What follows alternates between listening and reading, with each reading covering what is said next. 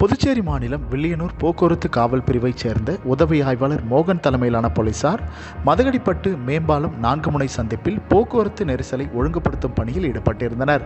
அப்பொழுது இருசக்கர வாகனத்தில் அதிவேகமாக வந்த மூவர் எதிரே வந்த மற்றொரு இருசக்கர வாகனத்தின் மீது மோதி விபத்துக்குள்ளாகினர்.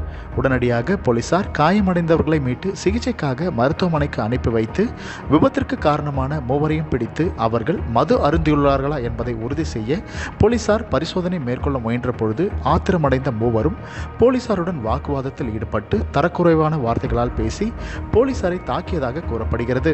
இதனை கண்ட அப்பகுதி வியாபாரிகள் மற்றும் பொதுமக்கள் போலீசாருக்கு உதவி செய்து தாக்குதலில் ஈடுபட்டவர்களை பிடித்து காவல் நிலையத்தில் ஒப்படைத்தனர்.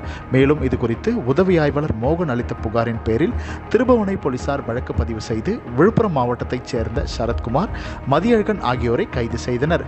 மேலும் இந்த வழக்கில் தொடர்புடைய இளங்கோ என்பவரை தலைமறைவாக உள்ள நிலையில் அவரையும் போலீசார் தீவிரமாக தேடி வருகின்றனர்.